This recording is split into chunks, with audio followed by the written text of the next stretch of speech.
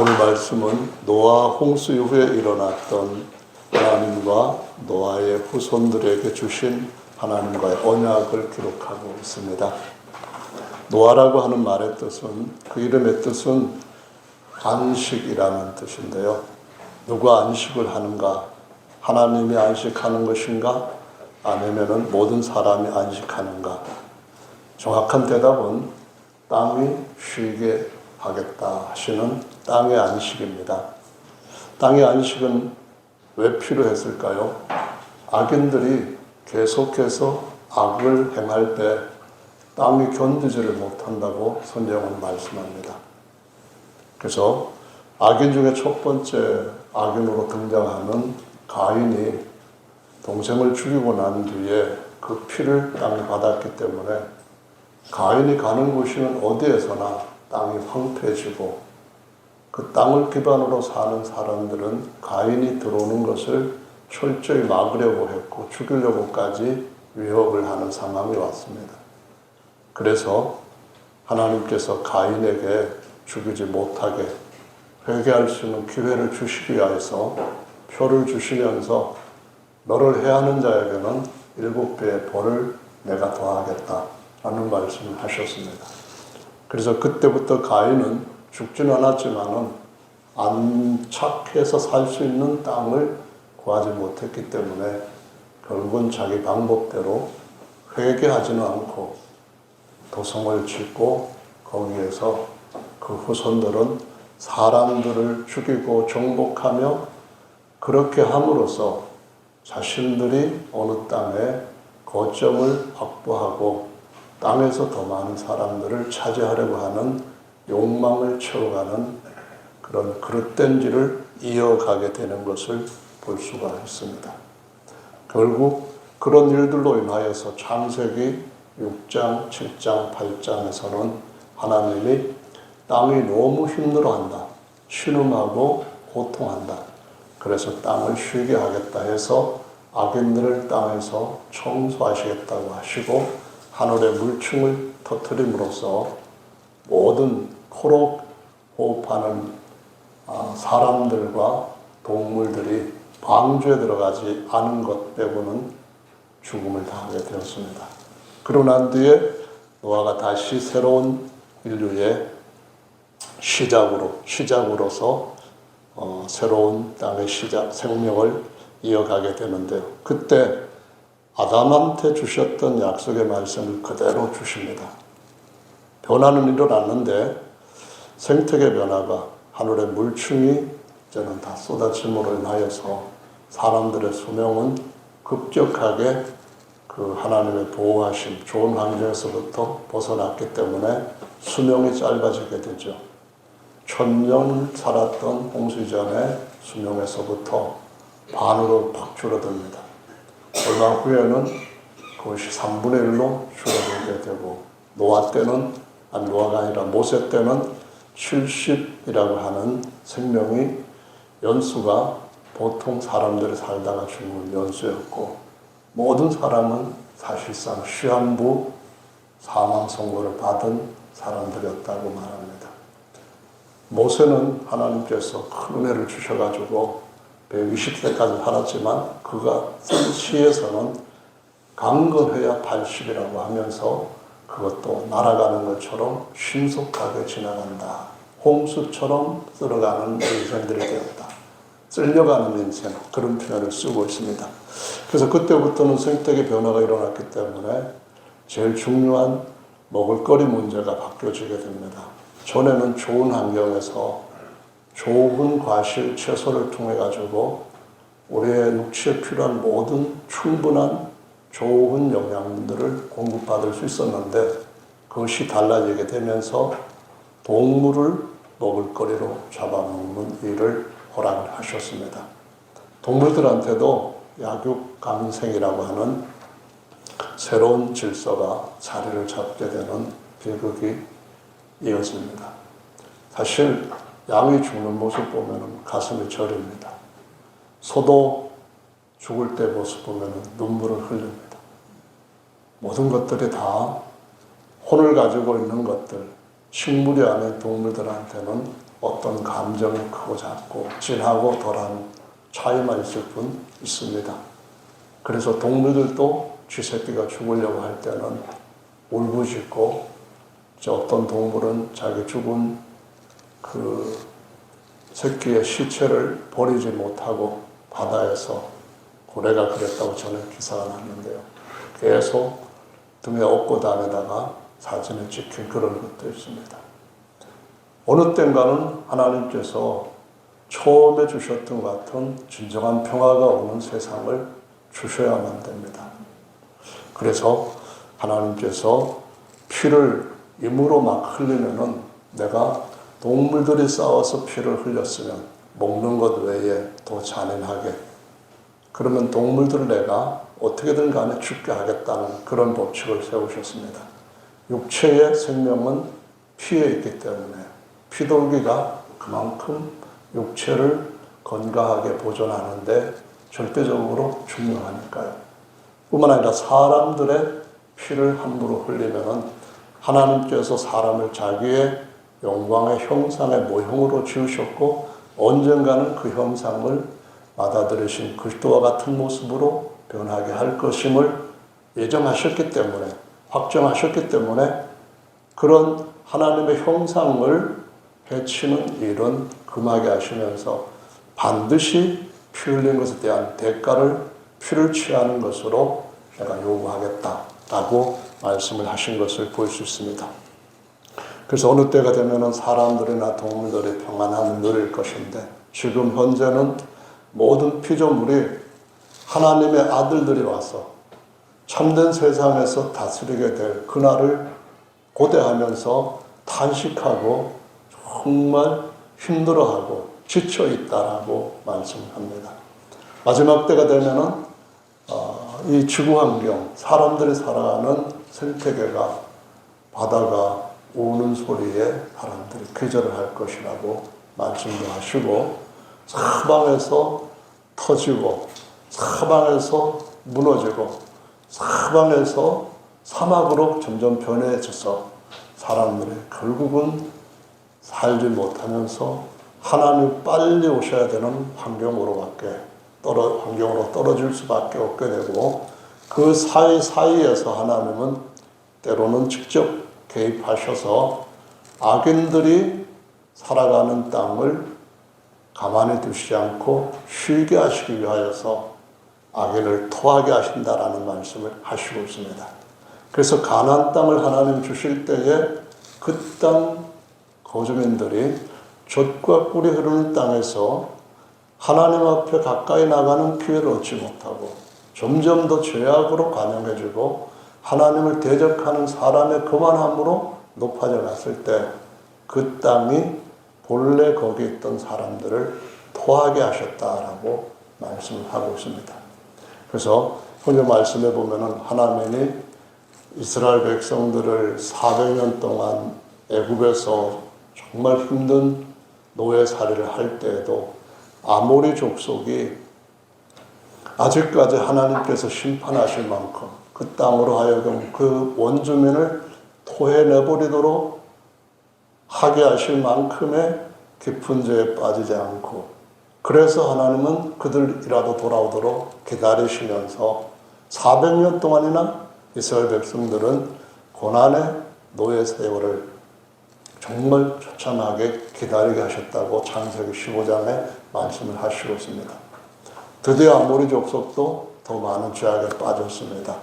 그래서 하나님 이스라엘 백성들을 약속의 땅으로 심을 때 그들을 다 토해내게 하시는데, 요단강 건너편에서 2지파 반이 기업을 얻습니다. 그때에 그 땅에서 최고로 강한 왕이 바사나 왕, 그리고 옥과 시온이라고 하는 두 왕을, 엄청 강한 그 나라를 하나님께서 이스라엘 백성들한테 주심으로써 약속의 땅 가나안 땅의 모든 나라 백성들이 벌벌벌 떨게 만들었습니다.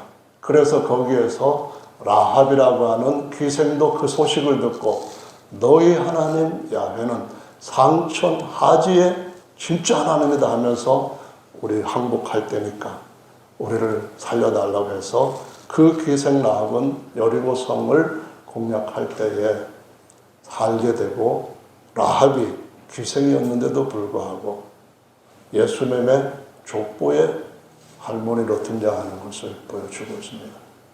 놀라운 일이죠.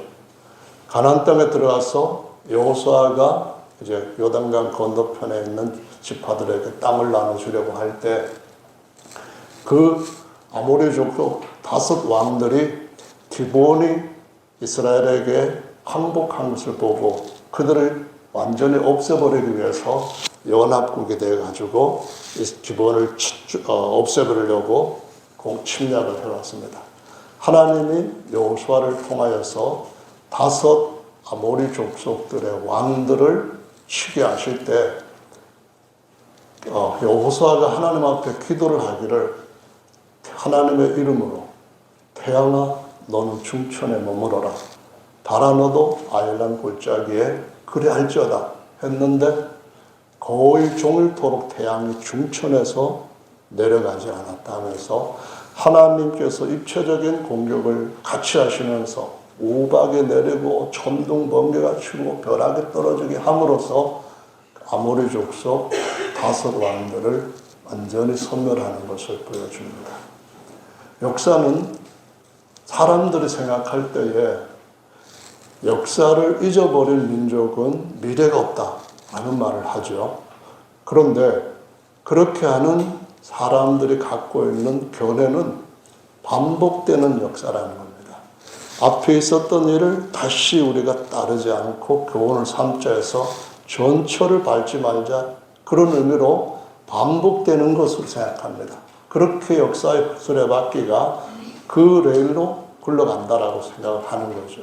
그런데 이러한 단지 반복의 의미가 아니라 하나님께서 오시기 전과 사람의 몸을 믿고 하나님께서 오시기 이후의 역사로 인류 역사는 주전 주후로 나눠집니다.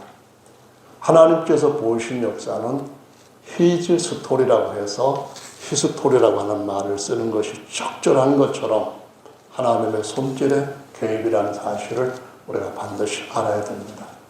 계시록에 가면은 하나님께서 7 머리를 가지고 있는 왕들을 어떻게 했는가 하는 말씀이 기록되어 있습니다. 그 7 머리는 이스라엘 백성들을 완전히 진멸하려고 했던 이집트, 그 다음에 남북으로 이스라엘의 왕국이 갈라졌을 때 북쪽 이스라엘 멸망시켰던 아수르를 또 한 번 하나님께서 유다 민족마저, 유다 국가마저 죄악에 깊이 빠졌을 때 그들을 치시하여서 사용하셨던 바벨론이 제국이 되면서 어마어마한 죄악을 계속 반복듯이 하니까 바벨론을 곧바로 없애버리기 위해서 하나님이 메데페르샤를 세웁니다. 그리고 헬라, 로마, 이때까지 하나님이 그 모든 제국을 이렇게 내가 내 손으로 끌어갈 것이다 하는 말씀을 보여주셨습니다.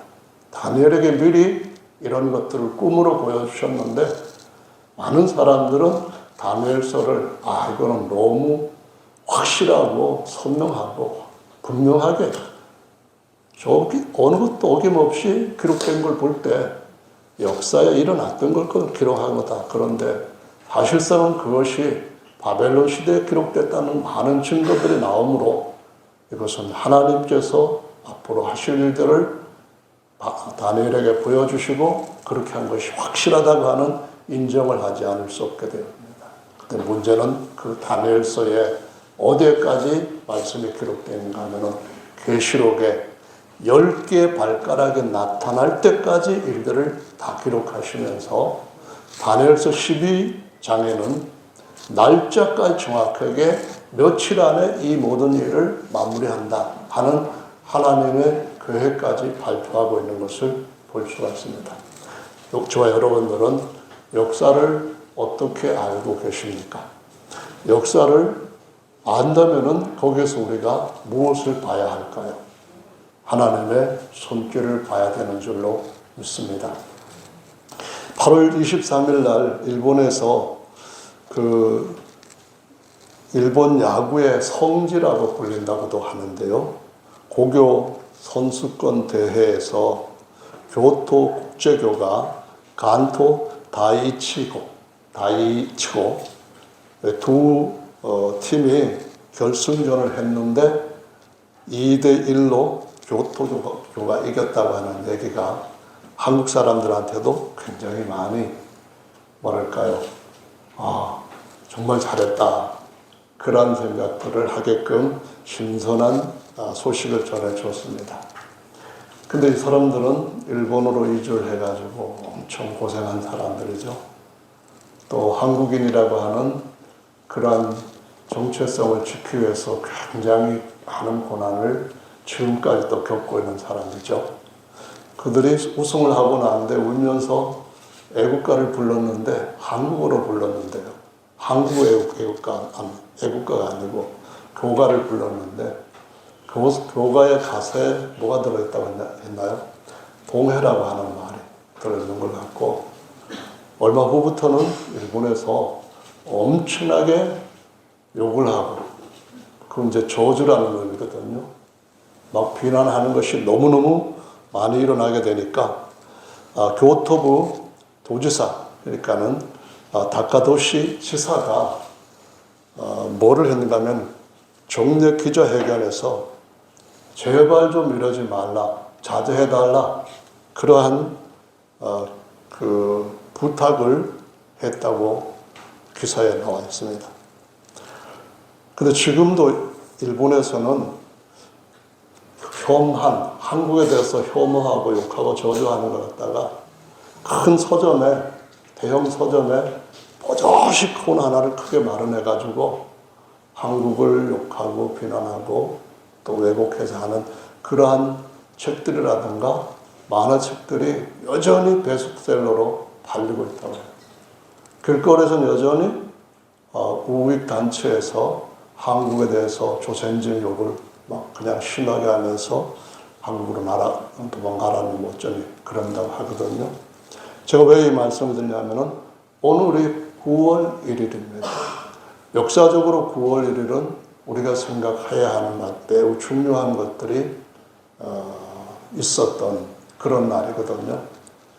창세기 9장 1절 말씀을 보면은 오늘날 모든 사람들이 다 아담의 후손이고 노아의 후손이고 노아의 후손이라고 하는 의미는 땅을 하나님께서 정결케 하시고 땅을 정결케 하는 그것이 곧 사람들의 마음의 밭을 정결하는 게 하는 것인데 땅에서 그걸 보지 못하면서 우리의 마음의 정결함을 잃어버리는 이런 일들이 주께서 완전히 새롭게 할 그런 때가 가까이 왔는데도 불구하고 모르고 있고 속고 있고 일부러 잊어버리고 죽어가고 있다고 하는 사실 때문에 그래서 창세기 9장 1절에 9월 1일 날 일어났던 두 가지 사건들을 가지고 말씀을 드리려고 하는 거거든요.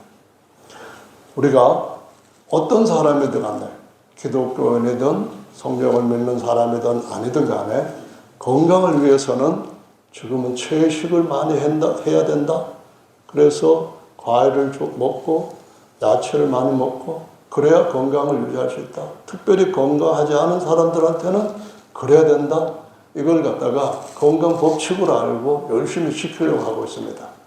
성경에서 하나님께 주신 똑 그대로 법칙입니다. 홍수 이전에 모든 사람한테 하나님은 과일과 채소를 먹음으로써 충분히 이 육체의 건강을 지킬 수 있도록 해주셨습니다. 그리고 난 뒤에 홍수 이후에 고기를 먹겠죠. 그래서 오늘날도 건강을 지키려고 하는 사람들은 피 들어가 있는 고기를 잘 먹으려고 하지 않습니다. 동물들도 죽기 전에 또는 바로 죽기 직전에 죽을 때에 엄청난 스트레스를 받기 때문에 그것들이 곧바로 피에 독소로 그냥 그대로 남아 있어서 사람이 죽고 난 뒤에는 관 속에 들어가 있는 무덤으로 묻힌 사람들도 얼마만큼 모발이 자라나는 이러한 우리 몸에 있는 어떤 생리 상태, 조직이 얼마만큼 활동을 합니다. 그런데 우리가 죽을 때 곧바로 심장은 기능을 딱 멈추게 되죠. 그러면 온몸에 독소가 생긴 것들이 그대로 어디에 남아있는가 하면은 육체의 피 안에 남아있기 때문에, 그래서 고기를 먹으려고 해도 피를 다 제거하고 먹으라, 이런 얘기들을 하고 있습니다. 제가 지금 드리는 말씀은 아담의 후손 모두에게, 노아의 후손 모두에게 육체의 삶, 육체의 생명의 근원인 피에 대해서 말씀을 하는 겁니다. 성경에서 하나님 말씀하시는 일들이 이루어진다라고 하는 사실을 같이 공유하고 있는 것입니다. 그러면은 똑같은 일들이 오늘날 우리가 살아온 지금까지의 우리에게 알려주는 역사의 일들이 무슨 교훈을 주고 있는가 하는 것을 이해를 할 필요가 있다는 겁니다. 그럼 9월 9일의 역사는 어떠했을까요? 9월 9일 2023년, 아니 1923년입니다. 그리고 2023년, 작년은 그 사건이 났던 백주기입니다. 무슨 사건인가 하면은 11시 58분에 일본 도쿄도 등을 포함한 미나미 칸토 지역을 중심으로 엄청난 지진이 일어나서 10만 명이 죽거나 행방불명이 되었고요. 45만여 건물들이 불타고 무너지고 했다라고 말합니다. 이게 무엇이냐 하면 바로 관동 대지진, 우리식으로 말하면 관동 대지진입니다. 그러나 일본식은 간토 다이지진이라고 발음을 하는데요.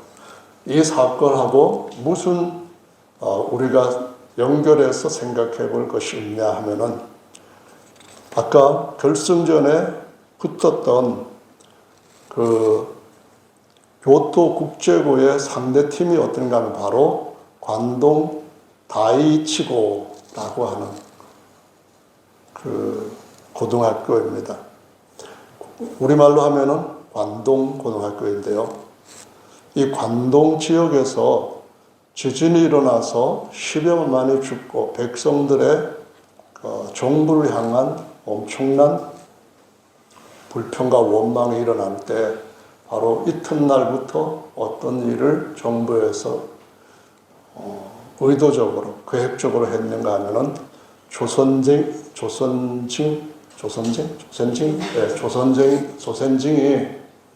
도약을 풀고, 그리고 누구를 암살하기 위해 가지고 집집마다 무슨 표시를 했다 해가지고 당시의 조선인들이 살기 위해 가지고 하는 것이 뭐 신문 배달이라든가 우유 배달 같은 거 하는데, 지금처럼 어느 구역인지 잘 제대로 되어 있지도 않고 한국 사람, 일본 사람에 대해서 잘 모르니까 분필 같은 것으로 집에다가 이 집은 배달할 집 해가지고 표시해 놓은 것을 어떻게 했는가 하면은, 이 집에 독약을 풀고 불을 지르고 뭘 하기 위해서 지금 계획을, 폭동을 지금 준비하고 있다 하는 것을 신문에서도 하고, 일본에서 한국에 와 있던 통독부에서도 그와 같은 일을 공식적으로 퍼뜨리게 됩니다. 그러면 1923년은 언제쯤인가 하면은 1919년에 일어났던 사건 아시죠? 3.1 만세운동입니다. 유관순 소녀가 거기 잡혀들고 했던 그 시기의 일이니까요. 그래서 이러한 유언비어로 해가지고 일본 사람들은 자경대와 경찰을 동원해가지고 조선징은 닥치는 대로 죽였어요.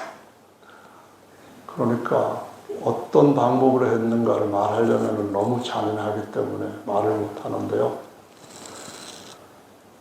그때 당시에 처절하게 죽임을 당했던 조선인의 숫자가 그냥 일반적으로 일본이 감추고 왜곡하고 했는데도 불구하고 인정을 했던 숫자가 6,601명이라고 할 정도로요. 근데 이런 숫자가 2013년도에 연합뉴스가 8월 21일 날 좀 더 구체적으로 자료를 더 많이 확보해가지고 숫자를 계산한 것은 23,058명이라고 하는데요. 이들을 처절하게 죽였습니다. 그런데 지금까지 일본에서 그 일에 대해 가지고 미안하다 하는 말은 한 번도 공식적으로 없었다고 하고요. 일본에서 일본인들의 죄때 참혹한 사진 같은 것을 일본인들이 출판하는 책 같은 것들도 있고 한데도 한국 정부에서 지금까지 어떤 정부도 이 일에 대해 가지고 그때 그런 역사가 있었다 해서 추모하는 일도 공식적으로 없었다고 합니다. 2만 명 이상이 2만 3천 명이지. 사실이라면은 9월 1일 날 1923년도 곧 100년 전에는 얼마나 한국 사람들이 고통을 당하면서 살았는가 생각해 보시기 바랍니다. 그래서 그 조선국제학교가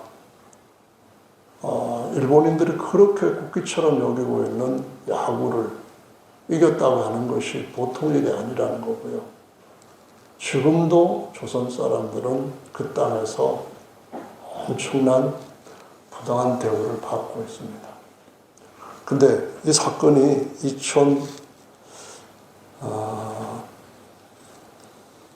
2000이 아니라 또 한 가지 큰 사건이 일어나게 되는데요. 1937년부터 1945년 때까지 일어났던 제2차 세계대전입니다. 그것이 1938년도에 일본이 한국 사람들과 또 중국 사람들, 이런 사람들을 죽인 예들, 731 부대의 그런 것들까지 보면은 상상을 초월할 정도로 끔찍합니다. 근데 1939년 9월 1일 날 세계 제2차 대전이 일어났습니다. 1945년 9월 2일 날 종전선언을 했습니다. 9월 1일이라고 하는 것이 역사적으로 우리 민족한테는 굉장히 끔찍한 일들을 역사를 아는 사람들은 생각하게 한다는 것을 말씀을 드리는데, 표면에 나타난 역사를 생각하지 말고 그 이면에 하나님께서 어떤 일을 하시는가 하는 부분에 대해서 생각을 하는 것이 하나님께서 우리한테 요구하시는 참된 지혜라고 하는 것을 말씀을 드리는 겁니다. 독일은 전범 처리를 하는 데 있어서 작년까지만 해도 수용소에 경비로 있었던 사람이 그런 학살을 방조했다고 하는 것 때문에 결국은 숨어있던 노인을 체포를 해가지고 형을 가합니다. 그런데 도쿄에서 일어났던 일본에 대한 그 전쟁, 그러니까는 전쟁 범죄에 대한 그런 재판을 할 때에는 20몇 명만 하고서 나머지는 다 한국과 소련, 중국, 그리고 미국과의 관계를 생각해서 나머지 사람들한테는 그냥 다 풀어주고 오히려 새롭게 시작되는 한국에서 요직들을 맡게 했습니다. 그렇게 함으로써 독일의 어떤 전범 처리하고 일본의 전범 처리하고는 세상에 가지고 있는 이익관계를 통해 가지고 하나님께서 보실 때에 옳지 아니한, 적어도 그 부분은 조금 더 할 수 있는 대로 더 옳게 해야 된다 하는 그런 쪽으로 사람들의 생각들이 어떤 사람들한테는 그럴 것 같다 하는 식으로 새로운 작용을 하게 했는데요. 제가 이 말씀을 드리는 가장 중요한 이유는 주님께서 다시 오실 때에 대한 예언을 아모스가 했다는 것인데, 아모스가 어느 때가 되면은 사람들은 엄청나게 육체적으로 살아가는데 어려움 없이, 부족함 없이 평안하다, 안전하다 하고 살 수 있지만, 정작 하나님께서 사람을 자기 형상으로 세우기 위한 목적에서 볼 때는 진짜 영생할 수 있도록 먹어야 될 먹을 거리가 없고 방황하고, 바다를 건너서도 찾았지만 찾지 못하고 쓰러져 죽어가고, 강을 건너고 산을 넘고 그래도 찾지 못할 때가 올 것이라고 하는 말씀함과 동시에, 하나님께서 서너 가지 죄로 인하여서 이스라엘 나라뿐만 아니라 다른 나라들에 대해서도 징벌을 하시겠다고 하는 말씀을 하신다는 구절이 8개 구절이나 나오고 있습니다.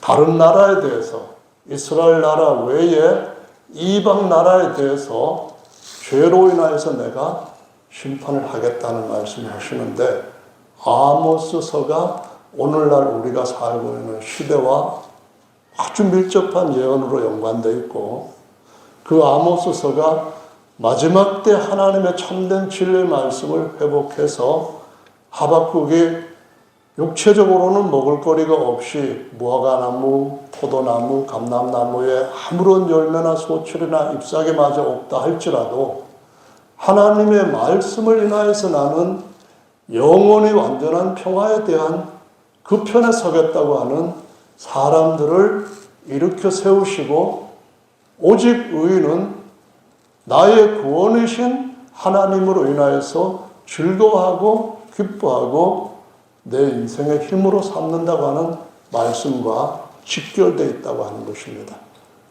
바다에서 올라오는 아주 무서운 괴물이 있습니다. 일본에는 11호 태풍 산산에 의해 가지고 엄청나게 많은 피해를 당하고 겁을 먹었습니다. 그런데 그것으로 끝나지 않고 일본에는 30년 안에 더 어마어마한 일본 열도가 침몰을 3분의 2 정도 할 정도로까지 큰 타격을 받을 것이라고 하는 이런 일들 때문에 일본에서 다른 나라로 이주하는 고위직 부자들 많이 지금 일어나고 있는 실상입니다.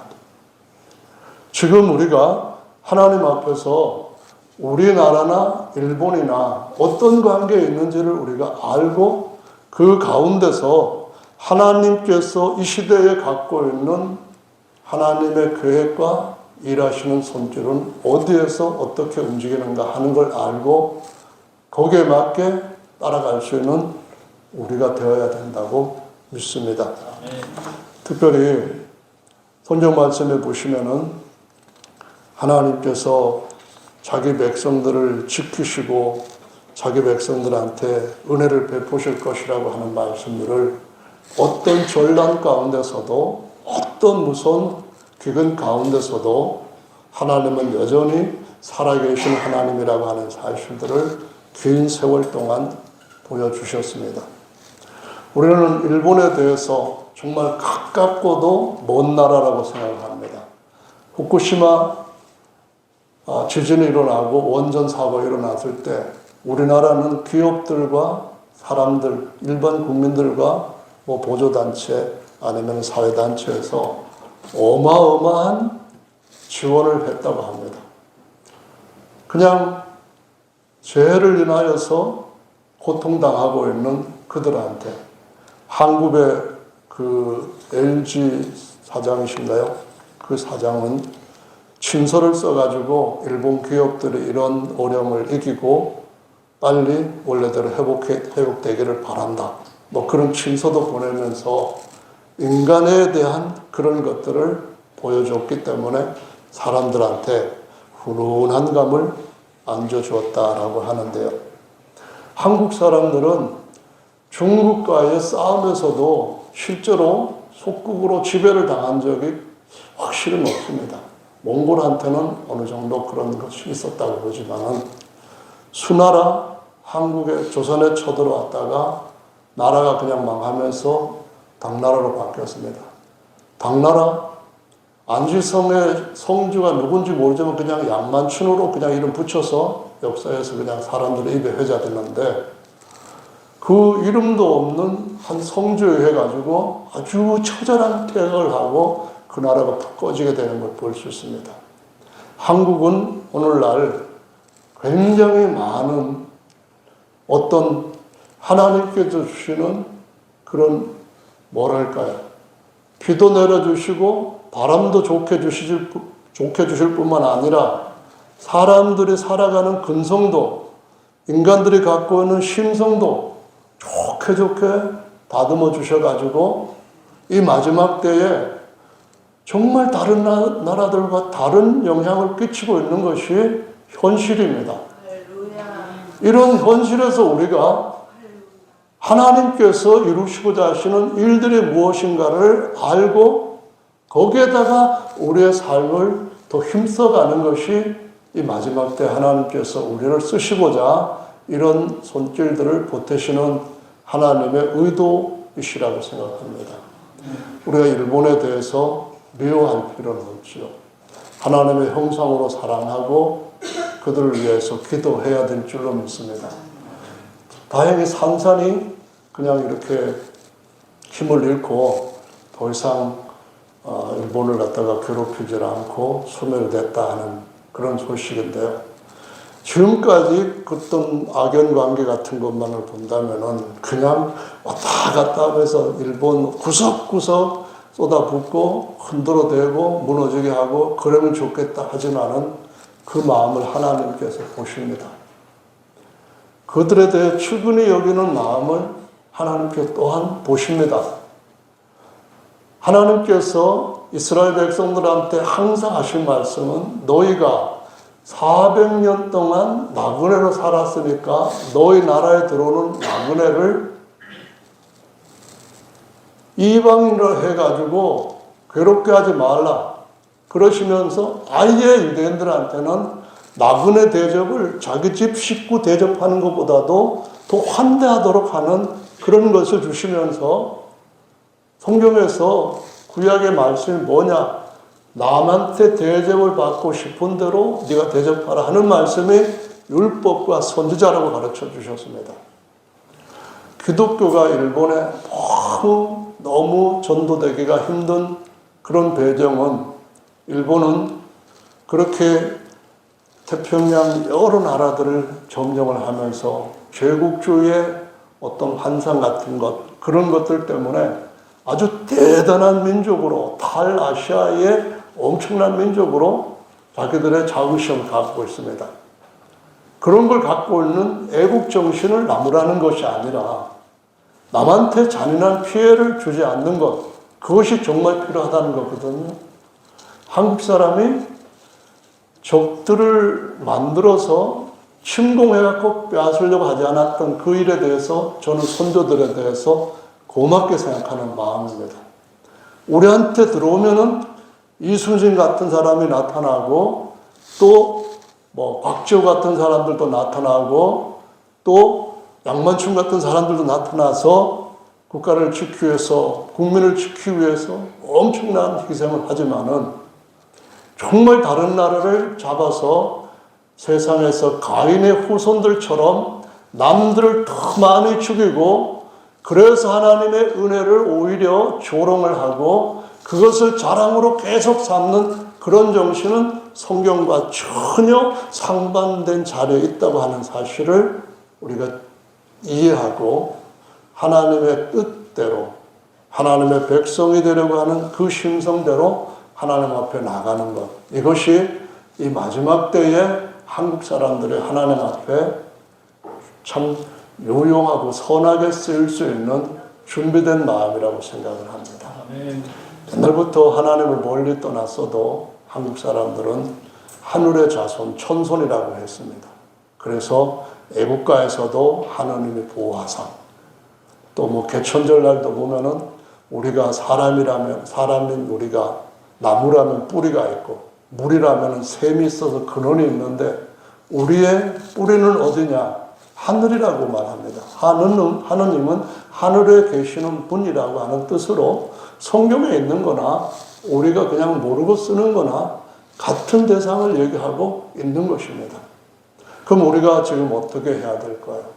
하나님 주신 복들이 인간적으로 세상에 교회가 아니라 그냥 국가적으로, 민족적으로 볼 때 참 많습니다. 한번 나열해 보면은 K-팝으로 시작을 해서 한류가 엄청나게 많은 콘텐츠를 전달을 하게 되는데요. K-드라마, K-푸드, K-방역, K-뷰티, K-의료, K-태권도, 심지어 K-진돗개, K-패션, K-IT 기술, 거기다가 한국어 열풍은 어마어마하게 전 세계에 빠르면서도 광범위한 영향을 끼치고 있습니다. 앞으로 다른 나라에 가가지고 조금 어려운 일 손해봤다 해가지고 한국말로 욕했다. 그러면 다들 대부분 반응이 한국식으로 나올 만큼 변한 세계에 살고 있습니다. 진짜로 한국이 70년대 말부터 80년대 초까지는 기독교가 세계적인 영향을 끼치는 강력한 한국으로 자리를 잡고 있었습니다. 대형교회 10개 중에 절반 이상을 한국이 전 세계에서 차지할 정도로 엄청난 걸 갖고 있었는데 이제 우리가 기대하고 하나님의 뜻을 쫓아서 가야 될 것은 초대교회 진리 말씀대로 회복된 그 진리의 말씀을 우리가 씨를 뿌리고 또 하나님께서 하시는 대로 힘써 하나님 일에 같이 연합함으로써 예수께서 오시기 전에 이 완전한 사도적인 초대교회 진리의 말씀을 세계화시키는데도 우리가 해야 될 그런 일들을 할 수 있게끔 하나님이 자리를 깔아주고 이렇게 우리가 할 수 있는 영역들을 좀 더 폭을 넓혀주시는 줄로 믿습니다. 네. 한국은 지금 일본보다도 경제적으로 훨씬 잘 살고 있다고 합니다. 일본은 30년, 40년 정말 계속해서 경제가 퇴락하고 있고요. 이번에 일어난 지진, 앞으로 30년 안에 일어날 수 있는 후지산 폭발이라든가 그 다음에 일어날 수 있는 그 남카이 해국에 일어나는 지진, 해일, 그럼으로 인하여서 그 지역에서 특히 IT 산업을 부흥시키고 물속에 잠기게 되고 하면은 일본 경제는 주가가 하루아침에 폭락하고 완전히 국가 그냥 몰락 상태로 빠질 수 있습니다. 그런데 아까 지난번에도 말씀드렸지만은 전범들이 200명 이상 있는 그런 곳을 신으로 섬기고 경배하는 것은 하나님 보시기에 정말 싫어하시는 일입니다. 똑같이 하나님은 우리의 어떤 다른 것들을 의지하는 것도 경계해야 된다고 가르쳐 주시고 있는 것이죠. 한국이 경제적으로 10위권 안에 들어가고 거기다가 우크라이나 전쟁으로 인해서 남북 대치로 인해서 갈고 닦은 방산 여러 가지 무기들의 생산 능력은 어마어마하게 빠르게 엄청나게 지금 발전을 거듭하고 있습니다. 그래서 무기가 엄청나게 유럽 쪽으로 팔려나가고 있는 중이고 유럽뿐만 아니라 다른 나라에까지 미국에까지 영향을 끼치고 있는 이러한 것들을 보면서 군사력 세계 5손가락 안에 들고 어쩌면은 2위인지 3위인지 이것까지 넘본다고 하는 이러한 세상에서 저와 여러분들은 하나님을 신뢰하지 않는 것은 더 큰 몰락으로 우리도 전철을 밟을 수 있다는 것을 보여주고 있습니다. 이때일수록 더욱더 하나님 앞에 우리 자신을 참된 진리의 말씀으로 현재 한국이 전 세계에서 선교사를 제일 많이 파견하는 나라로 하나님이 세웠다면은 그들이 사도적인 진리의 말씀을 받아서 전 세계 아프리카에, 유럽에, 또 호주 사방에다가 사도적인 진리를 전하는 그러한 일들이 일어나도록 우리 모두가 기도하고 할 수 있는 대로 참여하는 것이 이 시대의 우리 시대적 사명이라고 생각을 합니다. 다윗은 하나님 앞에 두 가지 죄로 인하여서 큰 책망을 받습니다. 육체적인 정욕 문제입니다. 두 번째로는 군대의 힘을 하나님을 의지하는 것을 잊어버리고 그쪽으로 마음이 기울여 있었을 때입니다. 군대를 의지했을 때 다윗은 7만 명이라고 하는 어마어마한 자기 백성을 전염병으로 잃어버리게 된 것을 기록하고 있습니다. 그래서 이 마지막 때 하나님이 한국을 잘 쓰시면 좋겠습니다. 계시록의 말씀에 보면은 하나님께서 모든 짐승들, 어린 양과 사자나 곰이나 아니면은 양이라 할지라도 그 모두가 다 해함도 없고 상함도 없는 참된 평화의 나라가 올 것이라고 말씀합니다. 그때가 되면은 사람들도 짐승 잡아먹지 않고 짐승들도 서로 잡아먹지 않는데 오늘날 인간들은 배불러도 토하고 먹는 탐욕이 사람들한테 있고요. 어떤 것에 대한 집착한 것을 하나님보다 더 귀하게 여기고 놓고 붙잡지 않는 탐욕이 있는데 탐욕은 우상숭배라 했는데요. 사람 죽이는 살생도 끝이 없습니다. 일본이 중국이라든가 우리나라의 사람들을 죽일 때 모든 아주 간악한 무기를 다 동원했습니다. 731 부대는 임산부의 배를 갈라가지고 그 태아를 가지고 언제 피가 멎히는가 하는 실험까지 다 하면서 사람이 자기를 죽이고 그 죽인 의병들의 머리를 기둥에다가 박아놓고 옆에서 웃으면서 담배를 피고 하는 그런 모습까지 사진으로 나오면서 처절한 모습들이 역사에 기록되어 있습니다. 말로 못할 만큼 잔인한 일들을 했습니다.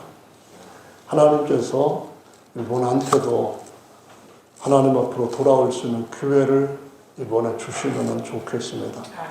혹시 엄청난 그러한 재앙이 예고된 것이 진짜 오는 때가 있다고 한다면 하나님 앞에서 니느웨처럼 회개하고 돌아오는 사람들로 인해서 반전되는 역사가 있기를 정말로 원합니다.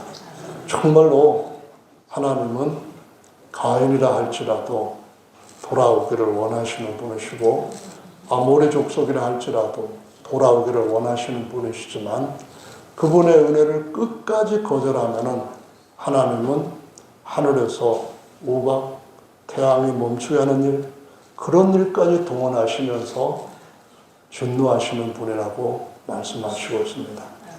언젠가는 이런 일들이 계시록에 일어난 것처럼 세계 전역에서 일어날 수 있다고 말씀합니다. 그때 저와 여러분들은 하나님의 은혜 안에서 예수님 오시는 것을 기쁨으로 맞이할 수 있는 준비된 백성으로 살기를 우리 주 예수님의 이름으로 축원합니다. 아멘. 우리가 하나님의 아들로 부활의 자녀로 다스리게 되는 그때에는 정말 참된 평화가 영구하게 꽃이 필 것입니다. 아멘. 만유가 하나님의 에덴 동산과 같은 그러한 기쁨으로 충만하게 채워나가게 할 것입니다. 아멘. 왕들과 제사장들로 저와 여러분을 택하셨으니 거기에 맞게 우리 세상에 영향을 끼치는 하나님 앞에 은혜 받기를 예수님의 이름으로 축원합니다. 다 같이 기도하겠습니다.